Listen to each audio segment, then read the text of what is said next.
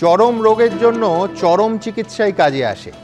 আমি নই, আজ থেকে 2500 বছর আগে কথা বলেছিলেন গ্রিক চিকিৎসক হিপোক্রেটিস, যার নামে আজও সেবার শপথ নেন ডাক্তারবাবুরা। তবে যে গভীর অসুখের জন্য আজ বারবার পথে নামতে হচ্ছে মানুষকে, এমনকি খোদ ডাক্তারবাবুদের পথে নামতে হয়েছে, সেই রোগের উপশম আমাদের খুঁজে যেতেই হবে। সেই নিয়েই এই অনুষ্ঠানের প্রথম প্রশ্ন। আরজিকর কাণ্ডে চিকিৎসক কুণাল সরকার ও সুবর্ণ গোস্বামীকে লালবাজারে তলব। ডাক্তারবাবুদের বিরাট মিছিলে সোচ্চার হলো রাজপথ। 1 ঘন্টার মধ্যে লালবাজার থেকে বেরিয়ে এলেন 2 চিকিৎসক। মানুষের জোটবদ্ধ আন্দোলনেই কি শেষ পর্যন্ত পিছু হটল পুলিশ? দ্বিতীয় প্রশ্ন। লক্ষ্য বেসরকারি হাসপাতালের ব্যবসা বাড়ানো। ডাক্তারবাবুদের আন্দোলনের নেপথ্যে কায়েমি স্বার্থ দেখছেন জয়প্রকাশ মজুমদার। মুখ্যমন্ত্রীর দিকে আঙুল তুললে আঙুল ভেঙে দেওয়ার হুঁশিয়ারি মন্ত্রী উদয়ন গুহর। দেশ জুড়ে সমালোচনার মুখে অস্বস্তি এড়াতেই কি স্বতঃস্ফূর্ত জনরোষকে নিশানা করছে শাসক দল? তৃতীয় প্রশ্ন।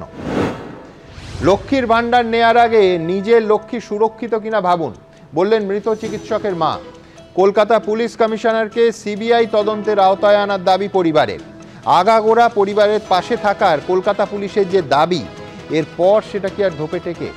চতুর্থ প্রশ্ন। একদিনে দুবার পুলিশের সমন। নিজের দলের সরকারই গ্রেফতার করতে পারে এই আশঙ্কায় হাইকোর্টের দ্বারস্থ খোদ তৃণমূল সাংসদ সুখেন্দু শেখর রায়। আন্দোলনের পাশে দাঁড়িয়ে পুলিশের বিরুদ্ধে মুখ খুলেই কি প্রশাসনের কোপে এই প্রবীণ সাংসদ? পঞ্চম প্রশ্ন। আরজিকর কাণ্ডে এক হলো ঘটি বাঙাল। ইস্টবেঙ্গল মোহনবাগান মহামেডান সমর্থকদের এক কাট্টা প্রতিবাদে রাজপথে তৈরি হলো ইতিহাস। ম্যাচ বাতিল ভুল সিদ্ধান্ত, স্পষ্ট বললেন কুণাল ঘোষ। ম্যাচ বাতিলের সিদ্ধান্ত কি বুমেরাং হলো তৃণমূলে? তবে আজ শুরুতেই দেখাবো লালবাজারে 2 ডাক্তারবাবুকে তলব। বিরাট মিছিল করে সঙ্গে রইলেন সতীর্থ চিকিৎসকেরা। দেখুন।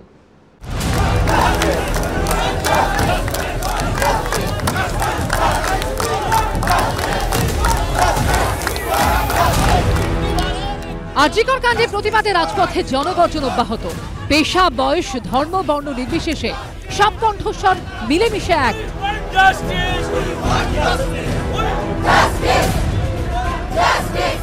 2 চিকিৎসককে লালবাজারে তলব নিয়েও সেই ঐক্যবদ্ধ ছবি দেখা গেল রাজপথে।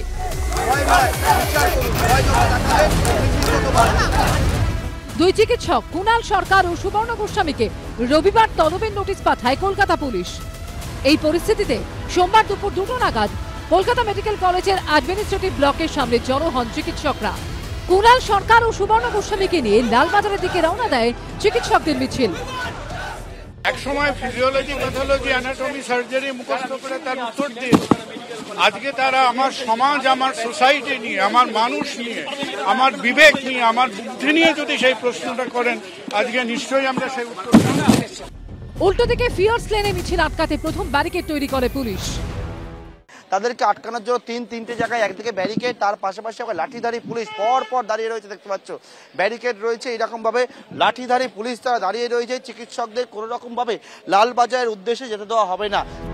ব্যারিকেড খুলে লালবাজারে নিয়ে যাওয়া হয় কুণাল সরকার ও সুবর্ণ গোস্বামীকে। 2 চিকিৎসক ভিতরে ঢুকতেই লালবাজারের মূল গেটে তালা দিয়ে দেয় পুলিশ। এর 1 ঘন্টার মধ্যে বাইরে বেরিয়ে আসেন 2 চিকিৎসক। সেখানে দাঁড়িয়ে এই পুলিশের উদ্দেশ্যে কার্যত হুঁশিয়ারি শোনা যায় তাদের গলায়। আলাপ আলোচনা হয়েছে, আমাদের যে সামনটা সেটা আজকে ডিসমিস করে দিয়েছে পুলিশ। আমরা এটা জানিয়ে দিয়ে এসেছি যে আপনারা চিকিৎসকদেরকে আমাদের 2 জনকে সামন দিয়ে যেভাবে ডেকেছেন, পুরো সমগ্র চিকিৎসক সমাজ হচ্ছে যে তার জন্য হচ্ছে যে এটা খুব মানে কড়া ভাবে নিয়েছে।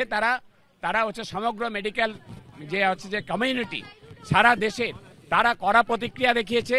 সুতরাং আগামী দিনে কোনো চিকিৎসককে সমন দেওয়ার আগে কিন্তু 5 বার ভাববেন। আলাপ আলোচনা আমাদের সাথে করতেই পারেন। অন্তত আমার একটা কথা মনে হচ্ছিল যে পুলিশের বাড়িতে যখন বিয়ে হয় তখন কি তারা সমন দিয়ে নিমন্ত্রণ করেন লোকেদের, যে এটা যেন একটা সমন জারি করে বিবাহের নিমন্ত্রণ খাওয়ার মতো একটা ব্যবস্থা হলো। এখন যেহেতু আমি বা সুবর্ণ দুজনের মধ্যে একজনও ঠিক মার্ডার সাসপেক্ট নই, আপাতত নই, তাহলে আমাদের সমন দিয়ে নিয়ে যাবার দরকারটা কি ছিল? ওরা দুজনেই একেবারে জোর গলায় দ্ব্যর্থহীনভাবে বলেছি যে এই সমন দিয়ে বার্থডে পার্টিতে নিয়ে আসবেন না। আজকে ডাক্তারদেরও প্রথমত কাজকর্ম আছে। ভুল পোস্ট যদি করে থাকে বিকৃত তথ্য যদি কেউ দিয়ে থাকেন, মানুষকে ভুল বোঝানো এই সময়, তাকে পুলিশ সতর্ক করবে না? পুলিশ কি করবে? ডক্টর সরকারকে কি পুলিশ কোনো কড়া ব্যবস্থা নেবে না? তাকে এটা বলবে, যা যা বলার আমরা আশা করি সেটাই বলবেন, তার সঙ্গে আলোচনা করবে পুলিশ। তা এটা না করলে তাহলে তো এই ভুল খবর, ভুল এইগুলো তো চলতেই থাকবে, হয় নাকি কখনো?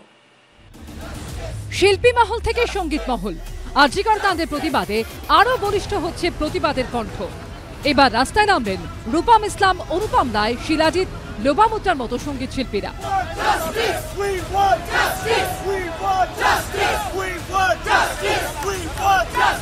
জাস্টিস মিলবে কিনা আমি খুব সন্দেহ, কারণ আগে অনেক জাস্টিস আমরা পাইনি, কিন্তু তাও তো আমাদের তো এই দাবি জানাতেই হবে, এবং শুধু আমাদের নয়, সামগ্রিক মানুষরা জানাচ্ছেন।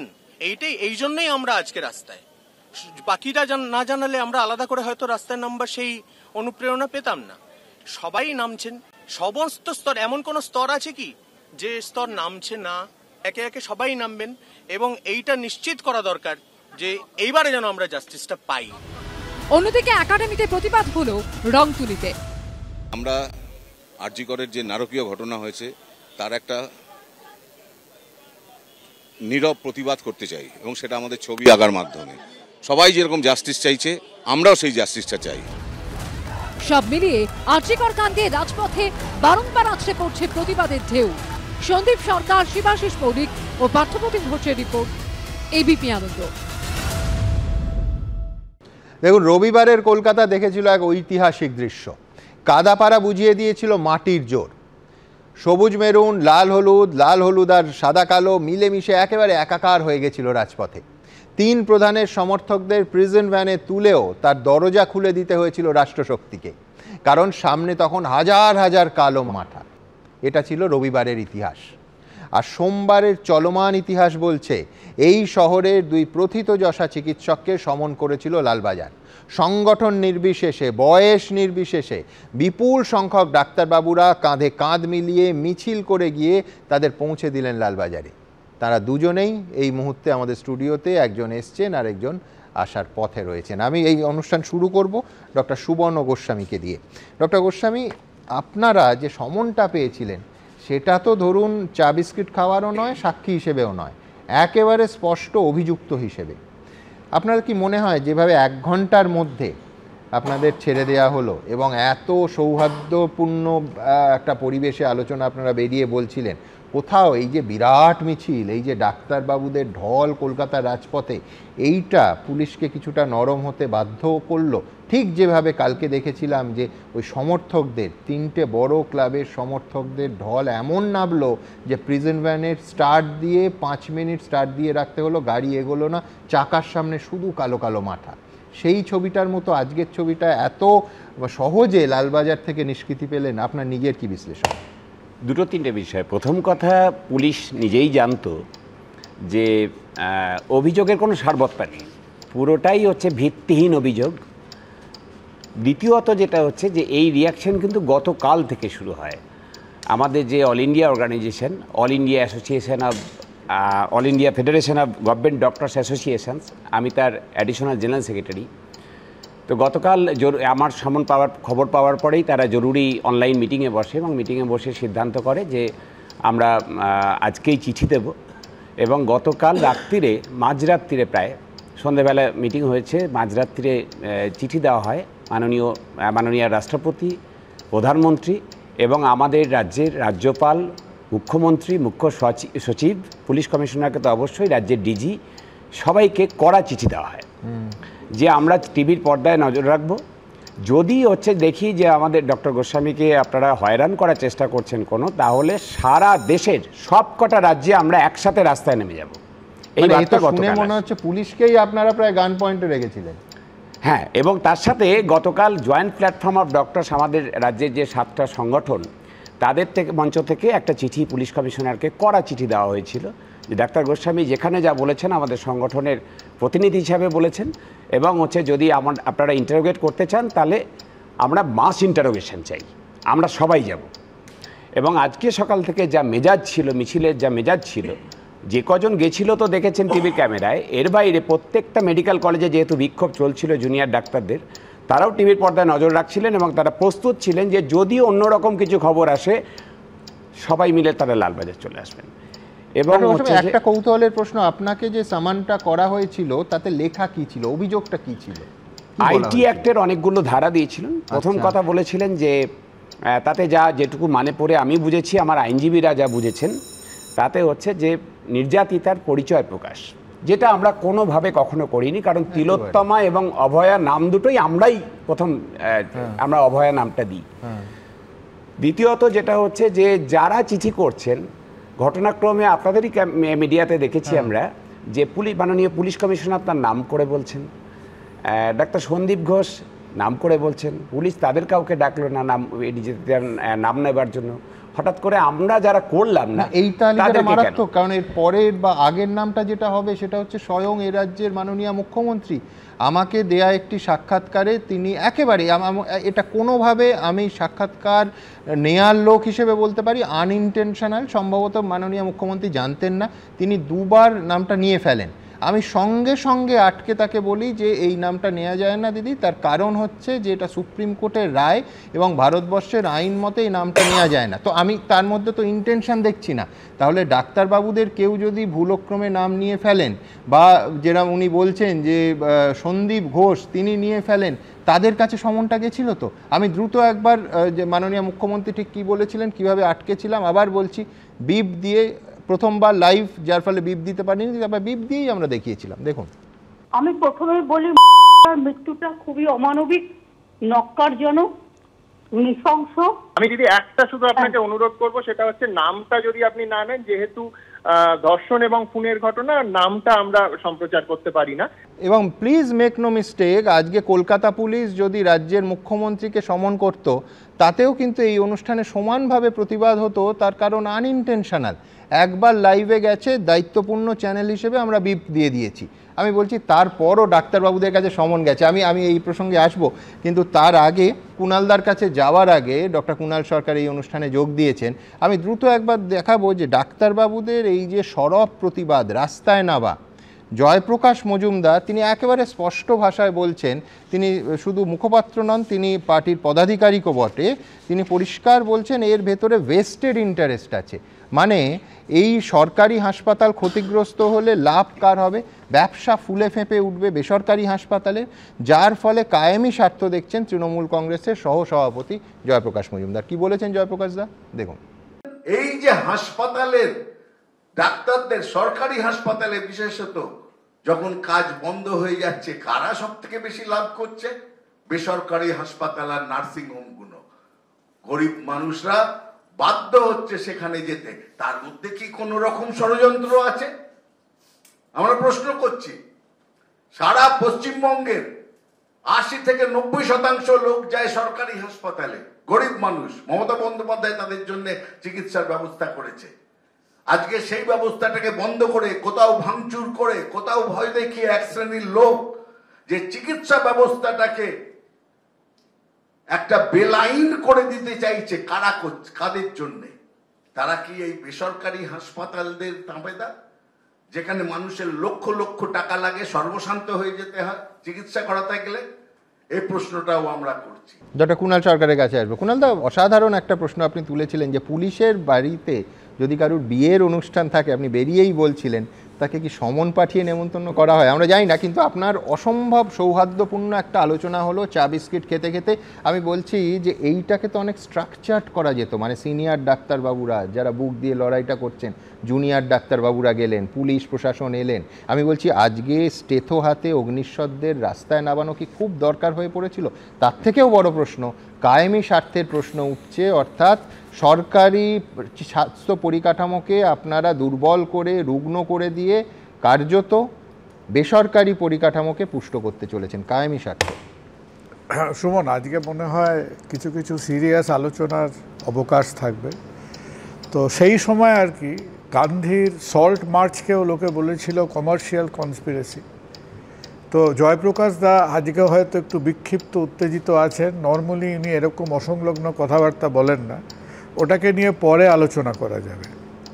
আজকে আমি সুবর্ণর কথার পরে তোমাকে একটা কথা বলি যে আমরা পুলিশ কমিশনার এবং অ্যাডিশনাল কমিশনারের সঙ্গে had a very civilised sincere conversation. কতগুলো জিনিসকে খুব কি বলবো absolutely lacking in focus and contest মনে হয়েছে। তুমি একদম দুটো কথা সুবর্ণ বলেছে, তাদের সোশ্যাল মিডিয়াতে যারা কথাবার্তা বলছে তাদের সম্বন্ধে তাদের কতগুলি অবজারভেশন আছে। তো প্রথম অবজারভেশন হলো তারা হয়তো দুজনকে বা আমাকে প্রশ্ন করে বললেন আপনার কথা অনেকে শোনে। আমি বললাম যে আমাকে কি সেই আলাম যে দেখুন আমরা প্রাইভেট সেক্টরের ডাক্তাররা বললাম ঠিকই ঝির মতো, আমরা কাজ না করলে আজকে যে আমি দুপুরবেলা অপারেশনগুলো করতে পারলাম না, আমার তো সামনের মাসে ব্যাংক লোন নিতে হবে, আমার তো আজকের রোজগারটা গেল বিকেলবেলার, আমি খাবো কি? আপনি যে আমার কাজকর্ম বন্ধ করে এবং প্রায় কত ওরা এস্টিমেট করছিল ফিউ গুড 100,000 প্রায় 1 লক্ষ লোক ঘুরে বেড়াচ্ছে। আলাম লাইফ অ্যান্ড লিভিংয়ের এই ডিসরাপশনটা করা কি আজকের দিনে খুব প্রয়োজন ছিল? আলাম আপনি দুটো ডাক্তারকে ডেকে এনেছেন, but you have read the wrong pathology book. আপনাকে কোন বইতে লোকে বলেছে যে গভীর ঘা তাড়াতাড়ি সারে? মানুষ তো সময়ের সঙ্গে সঙ্গে তার স্বাভাবিক দুঃখ কষ্ট অনেক ভুলে যায়। তো আমরা যে বিপর্যয়ের মধ্যে থেকে 9 তারিখের পরে যাচ্ছি, হয়তো সাম অফ ইট সোসাইটির মধ্যে হয়তো জিনিসটার গ্র্যাভিটি, তার যে উত্তাপটা আমরা এমনি কমতো। তো আজকের ঘটনাটার কোনো দরকার ছিল না। দ্বিতীয়ত, আজকে তোমাকে যদি কেউ ডেকে নিয়ে কোনো ধরো টেলিভিশন কমিশনে বলে যে আচ্ছা আপনার মতো অন্যান্য চ্যানেলরা তারা বায়াস রিপোর্টিং করছেন কিন্তু তোমার কোনো এক্সাম্পল নেই, তাহলে তুমি কি পৃথিবীর সমস্ত টেলিভিশন চ্যানেলের মোরাল রেসপন্সিবিলিটি নিয়ে রেখেছো? হ্যাঁ, আজকে আমাকে আর সুবর্ণকে ডেকে নিয়ে বলা হচ্ছে আলাম রুমার মঙ্গারিং। আমি বললাম রুমার মঙ্গারিংটা খুব ওল্ড ইন্ডাস্ট্রি, এবং প্রথম রুমার মঙ্গারের পৃথিবীর ইতিহাস হচ্ছে আলেকজান্ডার দ্য গ্রেট। সে ম্যাসেডোনিয়ার থেকে শুরু করে সমস্ত যুদ্ধের আগে ফেক নিউজ দিত, গিয়ে আক্রমণ করত। আলাম তাহলে সেই গ্রিক ইতিহাসে ফিরে যেতে হয়। আর আমি কি বলেছি এবং সুবর্ণ কি বলেছে সেখানে আপনারা বলুন এইটা ফ্যাকচুয়ালি ইনকারেক্ট, এইটা অমুক। আমরা যে কথাগুলো বলেছি কেউ কি না, কিন্তু আমার একটা খটকা আছে কুণালদা, সেটা হচ্ছে আপনাদের সমন পাঠানো হলো, ধরুন আপনাকে সমন পাঠানো হলো, তারপর সেটা তো একদম অভিযুক্ত হিসেবে স্পেসিফিক আমি বলবো কেসের ভিত্তিতে বা অভিযোগের ভিত্তিতে, তারপরে আমি কি করে আপনাকে বলতে পারি যে ডক্টর কুণাল সরকার আপনার কোনো বিষয় নয়, আমি ওভারঅল সোশ্যাল মিডিয়া যে ক্যাম্পেইন চলছে তার জন্য ইললজিক্যাল। আর সেকেন্ড যে কথাটা হচ্ছে আবার আমাদের দুজনদের দিকে বলে ওই যে আইডেন্টিটি, আইলাম আপনারা বলুন, আমরা জিজ্ঞেস করছি। আমি দোষের মধ্যে একটা কাজ করেছি, আমি দোষের মধ্যেই ভেতো বাংলা থেকে ইংরেজিতে একটা ভিডিও করেছি যেটা কিছু লোক দেখেছে এবং তার 90% ভিউয়ারশিপ হচ্ছে ইন্টারন্যাশনাল। তো এইটা হয়তো লোককে আপসেট করেছে যে আমরা ওই ইংরেজি শুনবো না, দেখবো না, বুঝবো না, এরকম একটা কি। আলাম হোয়াট ইজ ইয়োর অবজেকশন? আলাম আপনি ওকে ডেকেছেন, আমাদের ডেকেছেন, আই রিয়েলাইজ আপনি যে পয়েন্টটা করছেন কারেক্ট। রুমার মঙ্গারিং খারাপ, identification is against the norms, as exactly you said. আলাম এই যে ফ্লোরে আমরা ছিলাম সেই ফ্লোরে 3টা লোক ছিল যে আইডেন্টিফাই ডিক্লেয়ার করেছে। আলাম এত দূর থেকে বউবাজার বন্ধ করে, পিয়ার্স লেন বন্ধ করে, 5000 পুলিশ ফোর্স এমপ্লয় করে দুজনকে তো আনার কোনো দরকার ছিল না এই কথাটা বলার। আর আপনারা second time you see what they said, তার মধ্যে সদর্থক কথাবার্তা আছে। তারপরের হাফটা তারা বিশেষ করে কমিশনার নিজে যে কথাগুলো বললেন, আমরা বললাম যে দেখুন পাস্ট ক্যানট বি চেঞ্জড। আজকে কি হয়ে গেছে, কে কোথায় কি করেছে ছেড়ে দিন, এবার সামনে হচ্ছে আমাদের ভবিষ্যৎটা। এবং আমরা বিভিন্ন যারা ডাক্তাররা আছি বিভিন্ন সেক্টরে এই ব্যাপারটা নিয়ে কথাবার্তা শুরু হচ্ছিল, কিভাবে কিছু হয়তো প্রতিবাদ হবে কিন্তু পেশেন্ট দেখা শুরু হোক, মেন হসপিটালগুলোয় মেন সার্ভিসেসগুলো কীভাবে ছেলে মেয়েদেরও তো বোঝাতে হয়। ইচ ওয়ান অফ আস আমাদের প্রজন্মে এই সমস্যাগুলোর মধ্যে দিয়ে আমরা গেছি।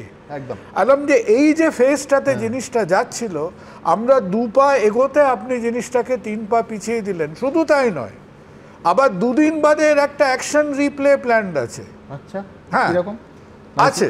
আচ্ছা, আছে, মানে সেকেন্ড টাইম আপনারা সামান হতে পারেন? আমাদের নয়, আমাদের নয়, আরেক সেট অফ পিপল, আরো দুটো অ্যাকশন রিপ্লেড আছে। আমি বললাম তখন কি চান? আজকে 1 লাখ লোক বউবাজার পিয়ার্স লেনে এসেছিল বলে শনিবার দিন আপনি 1.5 লাখ চাইছেন? এটা কি অলিম্পিক হাই জাম্পের মতো হচ্ছে? না, আমি প্রতিবার আমরা বলবো। তারপরে যেটা আমি জাস্ট তোমাকে একটা কথা বলি, যেটা আমরা অ্যাপ্রিসিয়েট করেছি, তারা বলছেন, আমরাও তাদের বলেছি যে এখন কোনো রকম আঁকাবাঁকা কথা সিনিসিজমের দাম নেই, আমাদের we have to heal the wounds of society. আমরা সামনের দিকে চেয়ে দেখি, ডাক্তাররা ডাক্তারি করুক, তাদের মধ্যে আমাদের প্রতিবাদ এবং ডিউটির মধ্যে আমাদের একটা, and all the rest of it. আর আপনারা যদি মনে হতো যে আপনারা 5 জন 6 জনের সঙ্গে সোশ্যালি এনগেজ করবেন, আজকে কি অন্য কোনো ফর্ম অফ কমিউনিকেশন নেই? আমাকে কমিউনিকেশন করতে গেলে আজকে ও কোথায় কাজে যাচ্ছিল তাকে উপরে এনে সামান দিচ্ছে, একে সামান দিচ্ছে, আমাদের সবাই ব্লাড প্রেশারের ওষুধের ডোজগুলো 3 গুণ বেড়ে বসে আছে, বাকি তো বায়োকেমিস্ট্রি যত্রতত্র লণ্ডভণ্ড অবস্থা। আলম, এই করে জিনিসটা করার কি দরকার ছিল? এবং আপনারা চোখের সামনে দেখতে পাচ্ছেন আজকে এই শহরের মধ্যে, এই আগুনের মধ্যে 250 সিসি কেরোসিন তেল ঢালাটা কি খুব দরকার ছিল? Have you earn the confidence of the people or the community or the profession? কেন এটা করতে হলো? আর আমরা বললাম আপনাকে যে আমরা আপনাদের মতো চাই যে আমাদের সোসাইটি, আমাদের শহর নর্মালিটির দিকে যাক, কিন্তু তা বলে আপনি আবার যদি এর একটা অ্যাকশন রিপ্লে করেন, সবটা যে অন্য 2 জন আছে, এবার এদের কানটা ধরছি বলে ধরা যায়নি, পরের 2 জনের কিছু, please don't do that, that is gross immaturity. একদম। আমি এখানে একটা ছোট্ট শব্দ আপনাদের সামনে রাখবো, প্রায়োরিটি। আমি বলছি অগ্রাধিকারের তালিকায় কি গোলমাল হচ্ছে? কেন এই প্রশ্ন তুলছি আমি আসবো, ডক্টর অভিজিৎ চৌধুরী এই অনুষ্ঠানে আছেন, কিন্তু তার আগে দ্রুত একবার দেখাবো যে দফায় দফায় বিশিষ্ট চিকিৎসকরা আজকে পথে নামলেন এবং একেবারে সঙ্গে করে লালবাজারে এই 2 জন অভিযুক্ত চিকিৎসককে, যাদের সমন করা হয়েছিল, তাদের পৌঁছে দিলেন লালবাজার। দেখুন, অত্যন্ত নম্র, অত্যন্ত ভদ্র, কিন্তু তাদের সেই নম্রতার মধ্যে দিয়ে অন্তত আমার একটা কথা মনে হচ্ছিল যে পুলিশের বাড়িতে যখন বিয়ে হয় তখন কি তারা সমুদ্রের নিমন্ত্রণ করেন লোকেদের, যে এটা যেন একটা সমুদ্রারি করে বিবাহের নিমন্ত্রণ খাওয়ার মতো একটা ব্যবস্থা। আরজিকর মেডিকেল কলেজে তরুণী চিকিৎসককে ধর্ষণ খুনের প্রতিবাদে গর্জে উঠেছে গোটা দেশ। সোশ্যাল মিডিয়ায় সরব বিভিন্ন পেশার মানুষ। এই প্রেক্ষাপটে রবিবার 2 চিকিৎসক কুণাল সরকার ও সুবর্ণ গোস্বামীকে তলব করে লালবাজার। কলকাতা পুলিশ সূত্রে দাবি, আরজিকর মেডিকেল কাণ্ডে নিহত তরুণী চিকিৎসকের পরিচয় প্রকাশ্যে আনা ও গুজব ছড়ানোর অভিযোগে তাদের তলব করা হয়। এ নিয়ে সোমবার ক্ষোভে ফেটে পড়ে চিকিৎসক মহল। যেভাবে পুলিশি দমনপীড়নের পথে যাওয়া হয়েছে এবং ভীষণ অন্যায্যভাবে, তার বিরুদ্ধে প্রতিবাদ করা ছাড়া কোনো পথ নেই। নির্বোধের মতন একটা অদ্ভুত রকমের, এটা একদম অপ্রয়োজনীয় পদক্ষেপ। এই পরিস্থিতিতে দাঁড়িয়ে যেভাবে পুলিশ প্যারানয়েডই বলবো, অর্থাৎ কিনা ভয় পেয়ে এবং আতঙ্কগ্রস্ত হয়ে যেভাবে শত্রু খুঁজে বেড়াচ্ছে। আপনি যত আক্রমণ করবেন তত জমায়েতের পরিধি বাড়বে, আপনি যত আক্রমণ করবেন শহর থেকে গ্রামে কিন্তু এই প্রতিবাদ প্রতিরোধের চেহারা নেবে, ফলে এই কাজ থেকে বিরত থাকুন। আরজিকর মেডিকেল কলেজের নৃশংস ঘটনার প্রতিবাদে যে আন্দোলন শুরু হয়েছে, সোমবার তার পাশে দাঁড়ালেন বর্ষিয়ান চিকিৎসকরাও।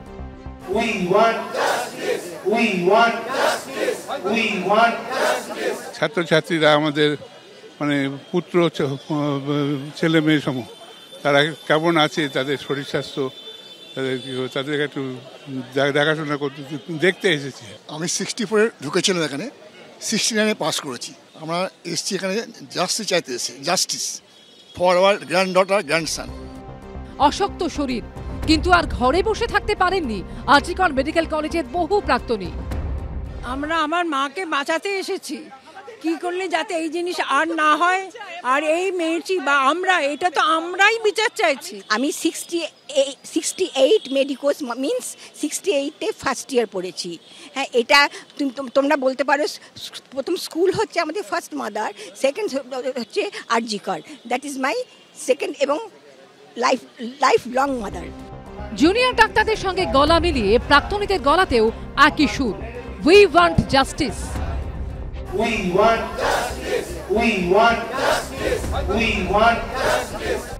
শিবাশিস মৌলিক, ঝিলাম কলঞ্জাই ও ব্রতদীপ ভট্টাচার্য রিপোর্ট, এবিপি আনন্দ। আপনারা জানেন প্রতিদিন এই কলকাতা শহরে রাজ্যের বিভিন্ন প্রান্তে বিভিন্ন কোণায় একটার পর একটা প্রতিবাদ মিছিল যখন এই অনুষ্ঠান করছি, কলকাতার সাদার্ন এভিনিউতে দক্ষিণ কলকাতার প্রাণকেন্দ্রে মিছিল হচ্ছে, শিল্পীদের মিছিল, সঙ্গীত শিল্পীদের মিছিল। আমার সহকর্মী অনির্বাণ বিশ্বাস রয়েছে। অনির্বাণ, কারা কারা হাঁটছেন এই মিছিলে, কি বলছেন তারা, কি দাবি? দেখো সুমনদা, প্রথমে জানিয়ে রাখবো যে নবনানন্দা যে স্কুল রয়েছে সেখান থেকে কিন্তু এই মিছিল শুরু হয়েছে। মূলত পশ্চিমবঙ্গের যে সঙ্গীত জগৎ, সেই সঙ্গীত জগতের সঙ্গে জড়িয়ে থাকা প্রত্যেকটি মানুষ তারা কিন্তু বেরিয়েছেন, তারা কিন্তু আরজি করে যে নির্যাতিতা তার বিচার চাইছেন। শুধু তাই নয়, পাশাপাশি এই ধরনের ঘটনা যাতে পুনরাবৃত্তি না হয় সেইটা সুনিশ্চিত করতে চাইছেন তারা। আমরা একবার কথা বলবার চেষ্টা করবো, আমাদের সঙ্গে রয়েছেন এখানে রূপম। সুমনদা দেখতেই পাচ্ছেন, রূপম হাঁটছেন, তার সঙ্গে কথা বলার চেষ্টা করবো। রাতটা আলাদা করে কোনো পুরুষ বা নারীর নয়, সবার রাত দিন সমস্ত সময় ওই জায়গাটায় আলাদা করে কোনো ডিসক্রিমিনেশনের আমি ঘোরতর নিন্দা করছি, আমি বিরোধী।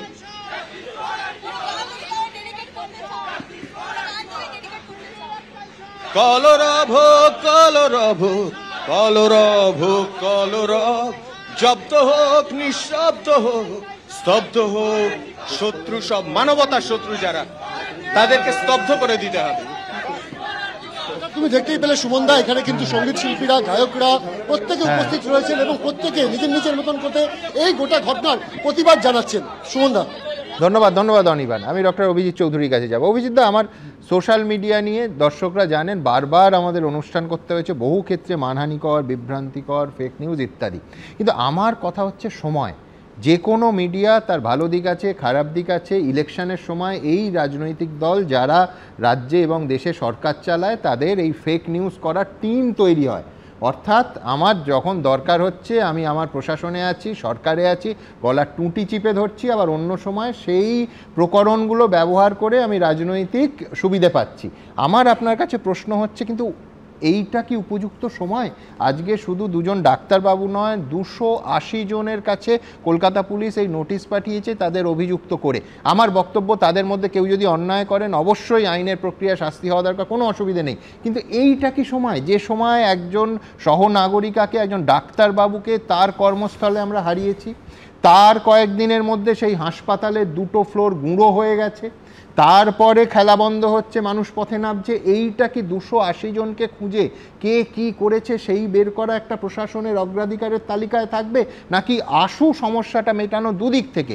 একদিক থেকে হচ্ছে সাধারণ রোগীরা ভুগছেন, তাদের হেনস্থা হতে হচ্ছে, তাদের চিকিৎসা পরিষেবা দেয়া, আরেক দিক থেকে হচ্ছে যেই অবর্ণনীয় ক্রাইমটা করলো তাদের একাধিকজন যেই হোক টুঁটি ধরে জেলের মধ্যে কঠোরতম দৃষ্টান্তমূলক শাস্তি দেয়া, এইটা প্রায়োরিটি হওয়া উচিত। কোথাও কি প্রায়োরিটি লিস্টের গোলমাল হচ্ছে?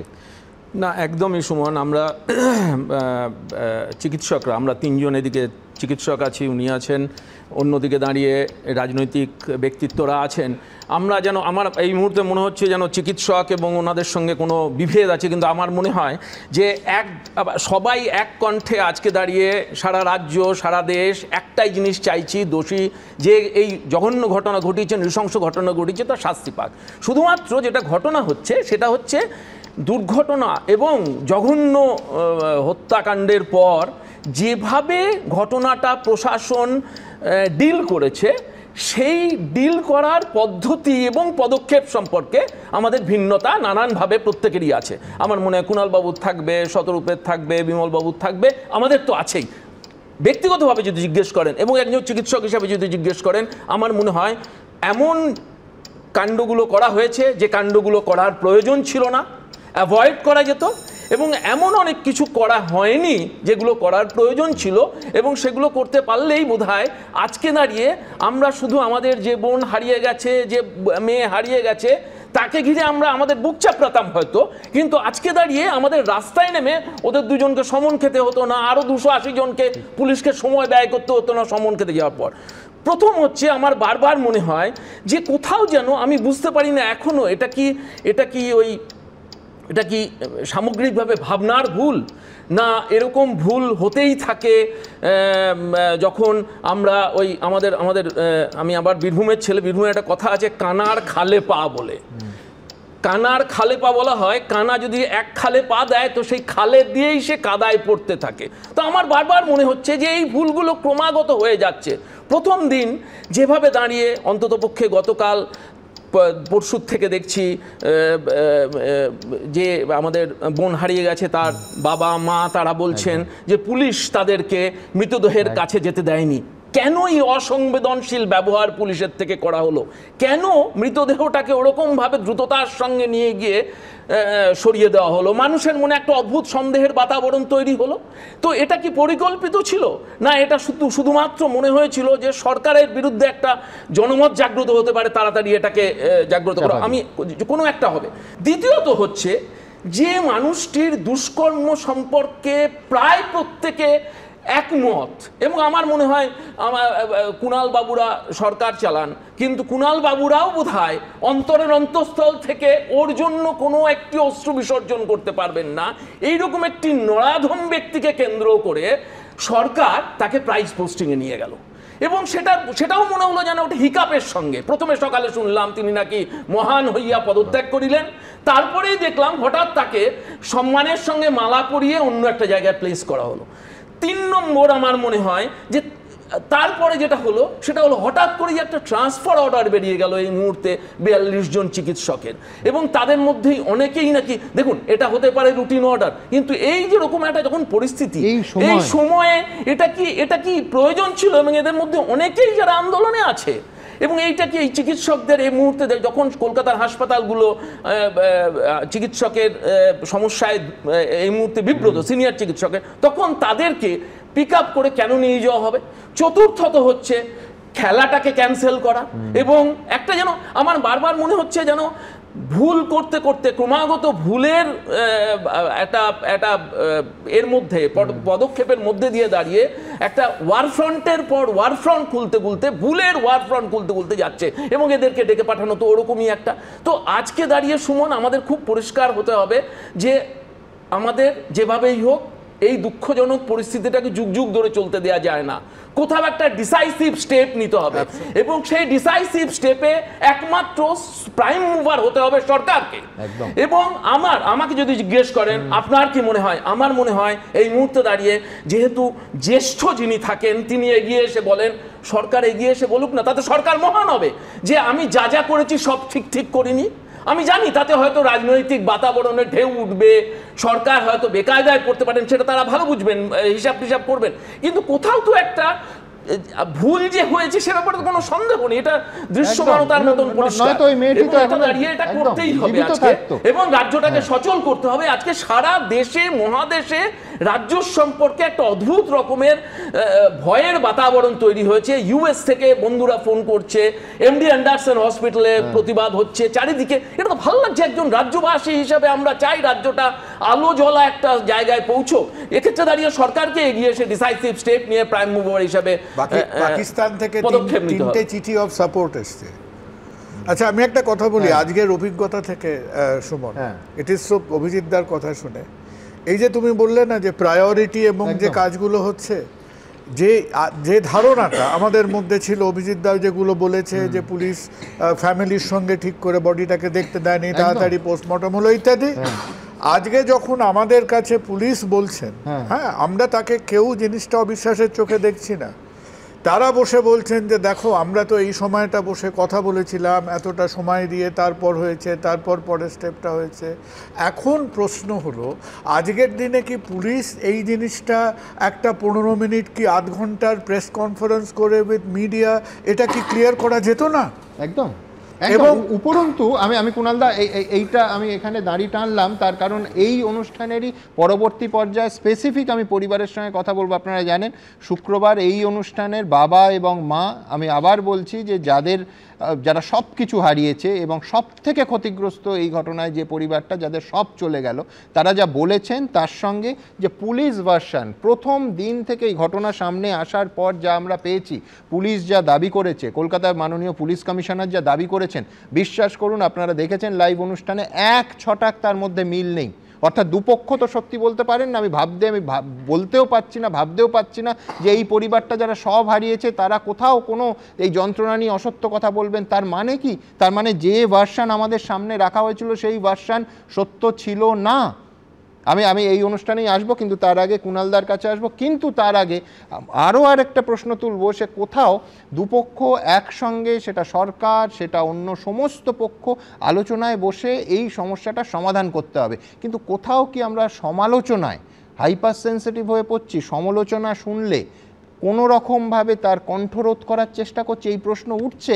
তার কারণ শাসক দলের, বিরোধী দলের নয়, সিপিএম নয়, কংগ্রেস নয়, বিজেপি নয়, শাসক দলের একজন সিনিয়র সাংসদ, ৭৫ বছর বয়স, 3 বারের রাজ্যসভার সাংসদ সুখেন্দু শেখর রায়। প্রথম দিন তার কি ভূমিকা দেখলাম? তিনি দেখলাম 14 তারিখ বললেন আমি মেয়ের সঙ্গে থাকি, মেয়ে আছে, নাতনি আছে, নিজের পাড়ায় ধর্নায় বসলেন।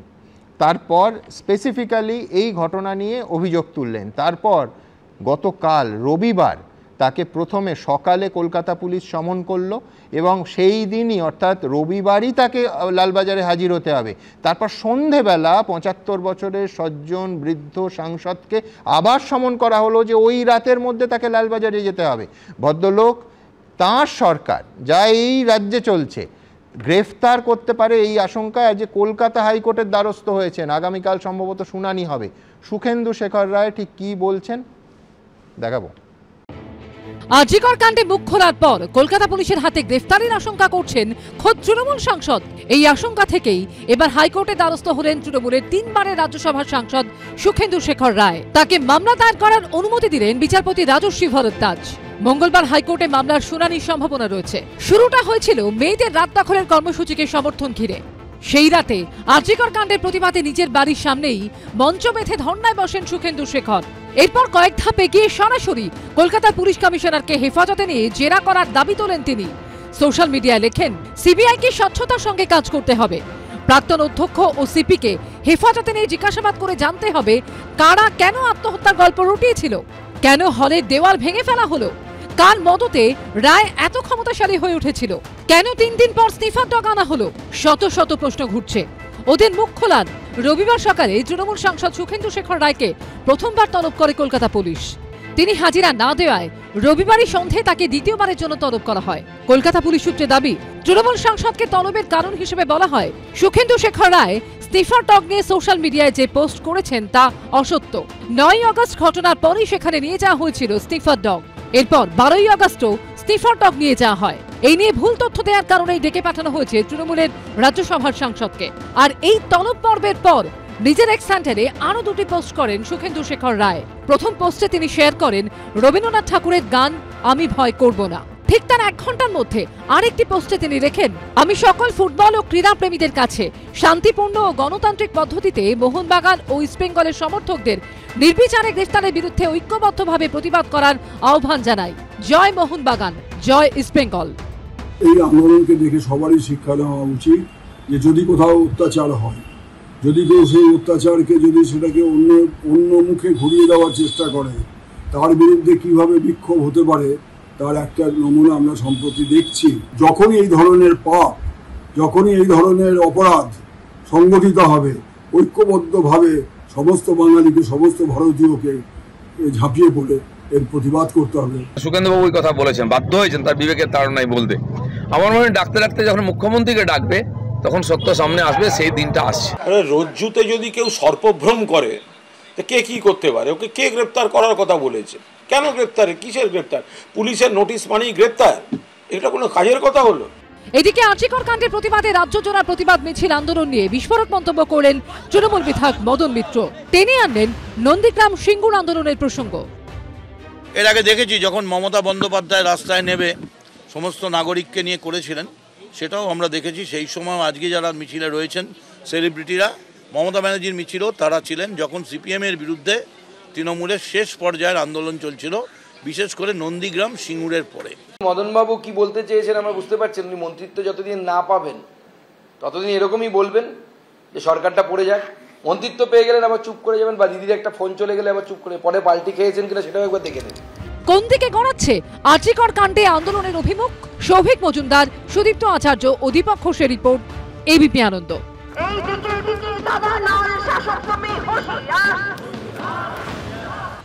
বিশ্বাস করুন এর পরের প্রশ্নটা করার জন্য কুণাল ঘোষের থেকে মানে অ্যাপ্ট স্পিকার আমি তৃণমূল কংগ্রেসে কাউকে পেতাম না। তার কারণ বহু দশক ধরে কুণালদা সাংবাদিকতা করছেন, শুধু না তার রাজনৈতিক পরিচয়ের পাশে এখনও সাংবাদিকতা করেন। আমি ভেবেছিলাম কুণালদা এমার্জেন্সির সময় যেরকম ওই কালো পাতা ছাপা হতো, সাদা ছাপা হতো, আজকের জাগো বাংলায় সেরাম কিছু দেখতে পাবো। তার কারণ হচ্ছে যে জাগো বাংলার সম্পাদকের নাম শ্রী সুখেন্দু শেখর রায়, অর্থাৎ কলকাতা শহরের একটি পত্রিকার সম্পাদক।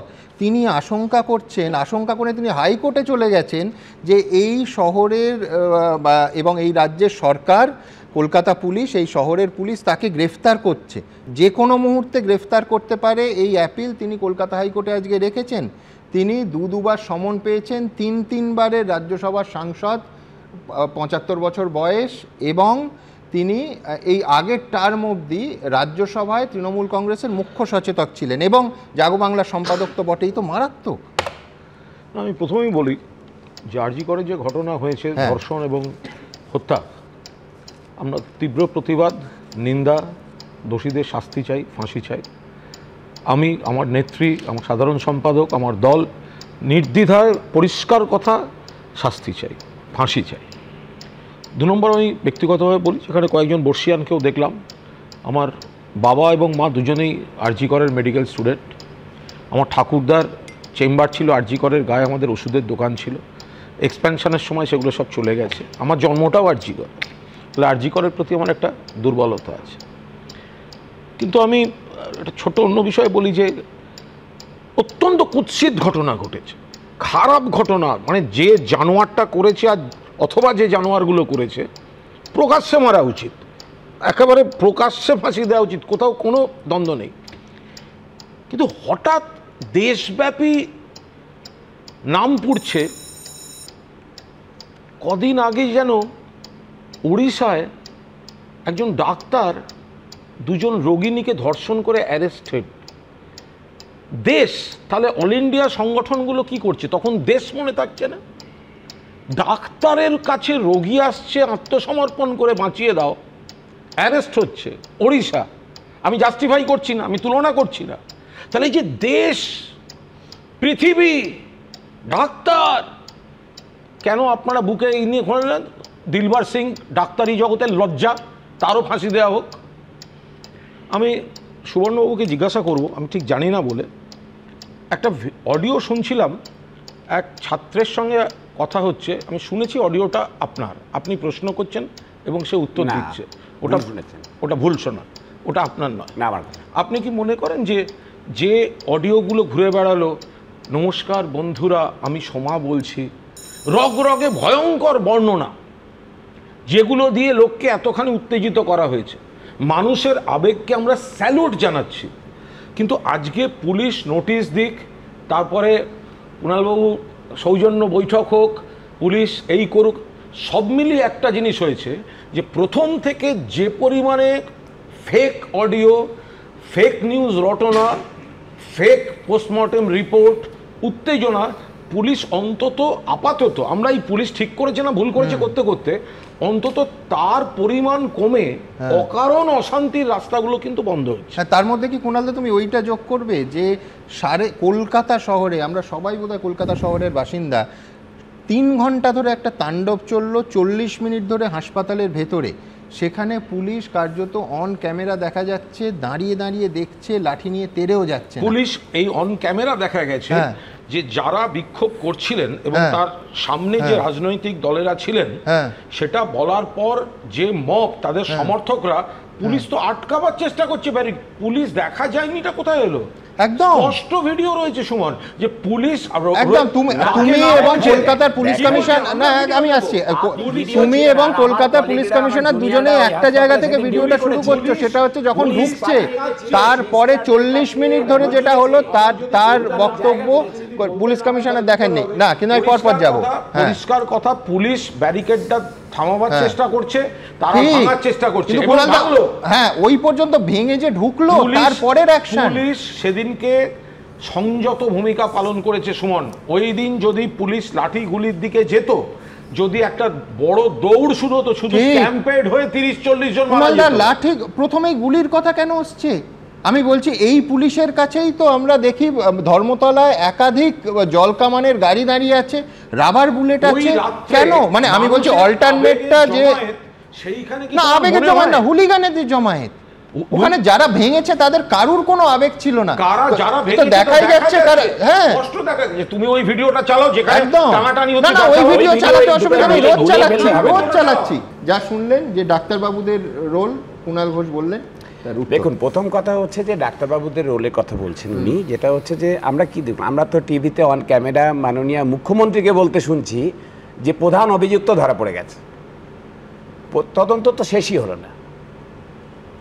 ওই বিভ্রান্তি ছড়ানোর জন্য তো তাকে কেউ আঙুল তুলছে, এখন সিবিআই করছে। হ্যাঁ, তো তার আগেই তো উনি বলে দিয়েছেন, ম্যাডাম তো তখন তো স্টেটের হাতে ছিল। ম্যাডাম প্রথম থেকে বলেছেন 12 ঘন্টার মধ্যে অ্যারেস্ট হয়েছে। এখন এইটাই তো কথা যে উনি যে প্রধান অভিযুক্ত, প্রমাণ হলো কোথায়? আরে তাহলে তো প্রমাণ তো হবে আদালতে। আরে তাহলে তো সিবিআই করবে। উনি প্রধান অভিযুক্ত, এটা তো আদালতে জাস্টিস, তাহলে তো আদালতে বলার চান্স তো স্টেট গভর্নমেন্ট পেল না, তার আগে তো সিবিআই খাতে চলে গেছে। বলি সেটা হচ্ছে যে এই যে বললেন যে আমাদের ওই দিনে কিন্তু প্রত্যক্ষদর্শী আমাদের চিকিৎসকরা, জুনিয়ররা, সিনিয়ররা, আমরা সারা রাত সিনিয়ররা জেগে ওই আরজিকর মেডিকেল কলেজে, আবার এখনই বলছি ওই ভিডিওটা দেখান। আপনার বাবা মা আমার সিনিয়র ছিলেন কোন এক সময় নিশ্চয়ই, এখন আপনি ওই ভিডিওটা দেখান, তাহলে এই ভুল ধারণাটা চলে যাবে। আমি ওই কলেজে লোহার ব্যারিকেডটা নিয়ে এক সাইডে পুলিশ আর এক সাইডে ওই ভিডিও দেখে ডিওয়াইএফআই এর ফ্ল্যাগওয়ালা সেই ভিডিও দেখে সম্ভবত শতরূপ বা সিপিএম এর অন্য কোনো প্রতিনিধি ছিল, একেবারে খুব তুমি ছিলে না, খুব পরিষ্কার করে সেই নিয়ে দর্শকরা জানেন। কিন্তু আমার ঠিক ব্যারিকেড ভাঙা হলো, হুলিগানরা ঢুকলো।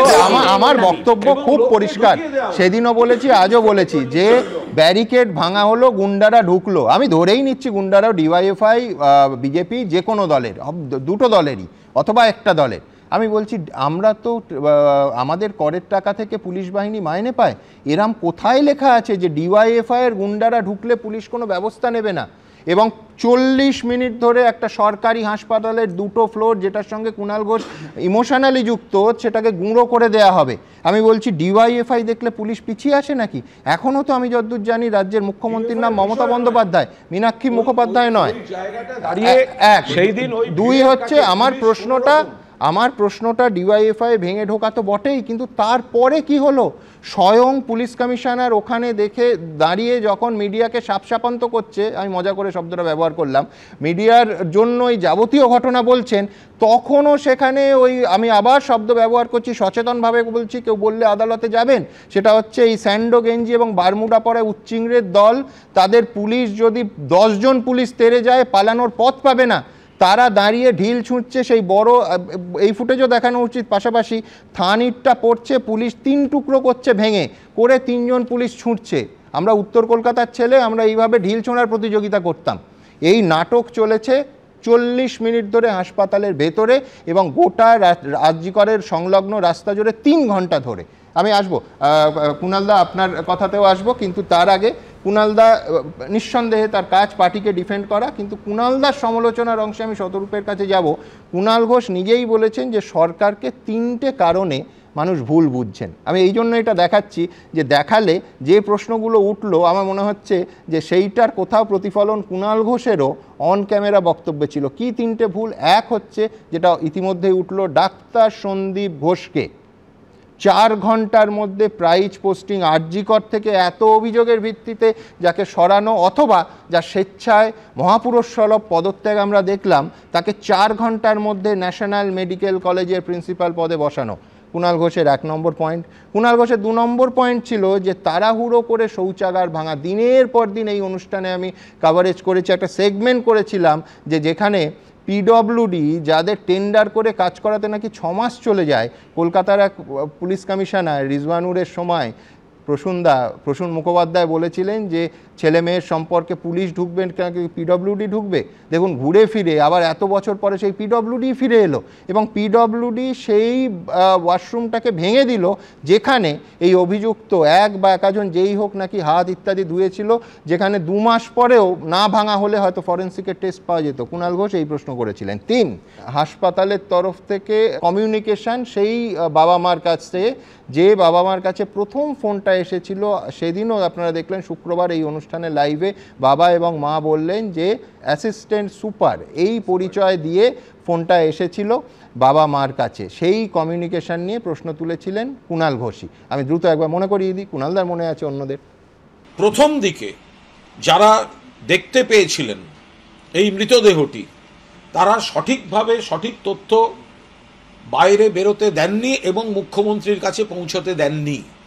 সন্দীপ ঘোষের সকালবেলা পদত্যাগ বা অপসারণ এবং বিকেল বেলায় তাকে ন্যাশনালের অধ্যক্ষ দেয়া, এই তাড়াহুড়োটা না হলে ভালো হতো। আমি সেদিনই বলেছিলাম, সেদিন রাতে যদিও অকুস্থল সেমিনার হল অক্ষত, কিন্তু স্থানীয় প্রশাসনের কোন নির্বোধ ওইখানে গিয়ে পিডব্লিউডিকে কাজ করতে দেয়? মানে কেন, কিসের জন্য, কেন দেবে?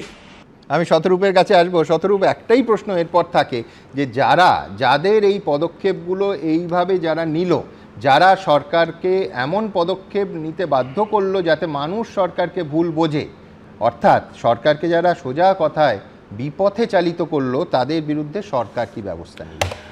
না, মানুষ যাতে সরকারকে ভুল বোঝে এটা কোথায় ঠিক হলো? হয়তো মানুষ সরকারকে ঠিক বুঝছে, সরকারই এগুলো করিয়েছে, তাই না? আমি দু একটা কথা বলি সুমন, আমি দীর্ঘক্ষণ ধরে কথাগুলো শুনছিলাম। প্রথম কথা, ডক্টর সুবর্ণ গোস্বামীকে এবং ডক্টর কুণাল সরকারকে আজকে নাকি নির্যাতিতার পরিচয় রিভিল করার জন্য বিনীত গোয়েল বসে প্রশ্ন করেছে। আমি বলছি 9ই আগস্ট আমার কাছে সেই ভিডিও রয়েছে। আমার এখন চালাতে গেলে আমার মোবাইলে তো বিপ সিস্টেম নেই, নামটা আবার মানে ব্রডকাস্টেড হয়ে যাবে, আমি করছি না। বিনীত গোয়েল প্রেস কনফারেন্স করে আরজি করের বাইরে নির্যাতিতার নাম বলেছে এবং সমস্ত চ্যানেলে সম্প্রচারিত হয়েছে। সেই বিনীত গোয়েল, কামদুনির ধর্ষককে বাঁচিয়ে দেওয়া বিনীত গোয়েল, এখন 2জন ডাক্তারকে ডেকে প্রশ্ন করছে তারা কেন নির্যাতিতার নাম প্রকাশ করেছে, যদি তারা করে থাকে বা না থাকে। 2 নম্বর কথা আমি বলছি, দেখো সুমনদা, বেশ কদিন তো হলো এগুলোকে নিয়ে আলোচনা হচ্ছে, যে কথাগুলো এর আগে বলা হয়ে গেছে আমি সেগুলোর পুনরাবৃত্তি করছি না। যেগুলো কুণালদা বললেন এই প্রতিটা কথার উত্তর দেওয়া যায়, আমি তার মধ্যে যাচ্ছি না। আমি একটা কথা বলছি, যখনই এরকম কোনো ধর্ষণের ঘটনা বা এই ধরনের কোনো ঘটনা ঘটে, দেখো বিরোধীরা সরকারকে প্রশ্ন করেই। এটা আমরা সরকারে থাকলে কুণাল দ্বারা প্রশ্ন করেছেন, যখন তলার ঘটনা বা যেরকম হয়েছে, ওনারা সরকারে থাকলেও এই প্রশ্ন উঠেছে। প্রশ্নগুলো কি হয়, কেন অব্যবস্থা, মানে কী করে অন্ধকারের মধ্যে একটা ঘটনা ঘটে গেল, সেখানে বাঁচানোর জন্য কেউ ছিল না, পুলিশ ছিল না, এই জাতীয় প্রশ্ন থাকে। কিন্তু আজকে এই প্রশ্নগুলোকে ছাপিয়ে যে এই প্রশ্নটা উঠে আসছে যে সরকার কি লুকোনোর চেষ্টা করছে, what is the government trying to hide. ঠিক সদরূপ, কিন্তু পাশাপাশি আরেকটা প্রশ্ন উঠবে, সেটা হচ্ছে যদি ফুটেজে দেখা যায় এবং দেখা গেছে, বহুবার এই অনুষ্ঠানে চালিয়েছি আমি, সেটা হচ্ছে এই যে মূল ব্যারিকেডটা ভেঙে যে গুন্ডা বাহিনী ঢুকলো, তাদের অন্তত 4 জনের হাতে ডিওয়াইএফআই এর পতাকা, এবং এটার মধ্যে কোনো বিভ্রান্তি নেই, সমস্ত চ্যানেলের ফুটেজে এই একই পতাকা দেখা যাচ্ছে। আমি বলছি যে যদি তুমি বলো যে হ্যাঁ একটা ভিড়ের মধ্যে, আমি বলছি যার পতাকা, যারা লিড করছে, এক হচ্ছে যে তাদের দায়িত্ব নিতে হবে, 1, 2 হচ্ছে সবথেকে বড় কথা যে এই ফুটেজে তোমাদের তো কোনো ঘোষিত কর্মসূচি, আমি পরের দিন সার্চ করেছিলাম, আরজি করে ঢোকার কোনো কর্মসূচি ছিল না সেই রাতে, তাহলে ঢুকলো কেন? আমি এই সময়টা নিশ্চয়ই এক্সট্রা পাবো। আরজি করের এই ঘটনার অনেক আগে থেকে, যবে থেকে এই ঘটনাটা সামনে এসেছিল তবে থেকে ডিওয়াইএফআই ধর্ণা চলছিল, এবং তোমরা খুব ভালো করে জানো সরকার এই মৃত্যুকেও আত্মহত্যা বলে চালিয়ে দিতে পারতো হয়তো। বুদ্ধদেব ভট্টাচার্য সে তার আগের দিন মারা গেছিলেন, ওনার ডেড বডি যখন এনআরএসে হ্যান্ডওভার করা হচ্ছে, সেই সময় সেই মিছিলে খবর আসে যে এরকম একটা ঘটনা ঘটে গেছে আরজি করে, এবং সরকার তার বাবা মাকে তখন থানায় বসিয়ে রেখে মৃতদেহ সোদপুরে পাঠিয়ে দিচ্ছিল। ওই মিছিল থেকে যারা বুদ্ধদেব ভট্টাচার্যের শেষ যাত্রায় সামিল হয়েছিলেন, সেই ভিড় ওখানে গিয়ে ওই গাড়িটাকে আটকায়, এবং তারপরে আজকে যে ঘটনাগুলো ঘটছে, আজকে আমরা দাঁড়িয়ে এই আলোচনাটা করছি। নাহলে হয়তো এই মৃত্যুটাকেও আত্মহত্যা বলে চালিয়ে দেওয়ার চেষ্টা যেটা শুরু হয়েছিল, সেই চেষ্টাটাই সফল হতো। তুমি এবার যে প্রশ্নটা বলে ডিওয়াইএফআই পতাকা, দেখো ডিওয়াইএফআই মিছিলে তো ডিওয়াইএফআই পতাকাই থাকবে, মদন মিত্রের পোর্ট্রেট থাকবে না। কিন্তু কথাটা হচ্ছে যাদেরকে ওই ঘটনার ভিডিও দেখে পুলিশ মুখ গোল গোল করে পাত্রসাইয়ের বিজ্ঞাপন দিয়েছে ফেসবুকে, আমি তাদের নাম করে বলছি, শুভদীপ কুন্ডু থেকে শুরু করে মোহাম্মদ সরফরাজ, সৌমিক দাস, কলকাতা পুলিশের আইডেন্টিফাই করা, এরা প্রত্যেকে পরিচিত তৃণমূল নেতা, তার মধ্যে কয়েকজন ইতিমধ্যে কাস্টাডিতে রয়েছে। একটা লোক যে ডিওয়াইএফআই করে, পুলিশের প্রকাশ করা ফুটেজে ছবিতে ভিডিওতে দেখা গেছে, আমি চ্যালেঞ্জ করছি দেখা, আমি প্লিজ আমার কথাগুলো শেষ করে দিই। আজকে আমি যে কথাটা বলার তখন চেষ্টা করছিলাম যে পুলিশ কিছু একটা, কি সরকার কিছু একটা লুকোনোর চেষ্টা করছে, এই প্রশ্নটা আসছে কোত্থেকে। মোহনবাগান ইস্ট বেঙ্গলের ডার্বি ম্যাচে কোনো মোহনবাগান কি ইস্ট বেঙ্গল সমর্থক বলেনি যে আমরা মুখ্যমন্ত্রীর পদত্যাগ চেয়ে কোনো প্ল্যাকার্ড দেখাবো, তারা বলেছিলেন আমরা জাস্টিস চেয়ে প্ল্যাকার্ড দেখাবো, সরকার ম্যাচটাকে বন্ধ করে দিল। যুবভারতীর বাইরে যখন তারা জাস্টিস চেয়ে প্ল্যাকার্ড দেখায় তাদেরকে লাঠিচার্জ করা হচ্ছে। এমনকি আমি বলছি এই ঘটনার দিন, যেদিন ঘটনাটা সামনে এলো, সেই দিন রাত্রিবেলা সুমনদা ওই আরজি করের রেসিডেন্ট ডাক্তাররা যখন ওখানে বিক্ষোভ দেখাচ্ছেন, বিক্ষোভ কিন্তু সরকারকে প্রশ্ন করার কোনো বিক্ষোভ, কি মুখ্যমন্ত্রী পদত্যাগ চাওয়ার বিক্ষোভ ছিল না। আমাদের একজন কলিগের সাথে এরকম ঘটনা কেন ঘটে গেল, এই বিক্ষোভ যখন তারা দেখাচ্ছেন, ওই ডাক্তারদেরকে মারতে মারতে পুলিশের ভ্যানে তোলা হচ্ছে, এই ফুটেজ তোমরাই দেখিয়েছো।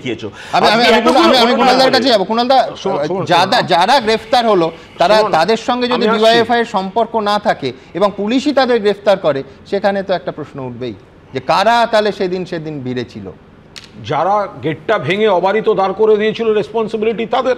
আমার পরিষ্কার কথা হচ্ছে, গ্রেফতার হলো আমরা নিশ্চয়ই, এখন ওরা বিরোধী, আমরা নিশ্চয়ই সিপিএম এর কথা শুনবো। কোচবিহারের নার্স বর্ণালী দত্ত ধর্ষিতা এবং খুন, একজন গ্রেপ্তার হয়নি কোচবিহারে। বানতলা ডক্টর অনিতা দেওয়ান কর্তব্যরত সরকারি চিকিৎসক, গাড়ি থেকে নামিয়ে ধর্ষণ করে খুন, 4টে সামনের দোকানদারকে ধরে দেওয়া হলো, সেখানকার অভিযুক্ত সিপিএম নেতাকে নাকি খুঁজেই পাওয়া গেল না। পর যারা বানতলার সময় জ্যোতিবাবু বলেছিলেন এরকম তো কতই হয়, সেই জন্যই তো 2011 সালে শেষ করতে দাও 2001 এই আরজি কর সৌমিত্র বিশ্বাসের একটি তরতাজা ডাক্তার তরুণ, সেই সৌমিত্র বিশ্বাসকে বলা হলো আত্মহত্যা করেছে, অভিযোগ ছিল খুনের, কিন্তু তারা কোনোভাবে সেটা পুলিশ এস্টাবলিশ করতে দিল না। এরপরে গত বছর যাদবপুরে একটি ছেলে ওইভাবে তার রহস্য মৃত্যু। সেদিনকে তো বামপন্থীদের মনে হলো না যে সিসিটিভি লাগানো দরকার ছিল, তখন তো আন্দোলন হলো সিসিটিভি লাগানো যাবে না, তখন বাকিরা কোথায় ছিলেন? ফলে উদ্দেশ্য প্রণোদিতভাবে বিজন সেতুর উপর তোমার আগের অফিসের সামনে 2 জন আনন্দমার্গী সন্ন্যাসিনী সহ 17 জন সিপিএম নেতারা ও লুকিয়ে রাখা, কি নাম বদলে তারা বামফ্রন্টের মন্ত্রিসভায় ছিল। অভিযোগ করা যতটা সময় পেলেন, আমি যেন উত্তর দেওয়ার অন্তত ততটুকু সময়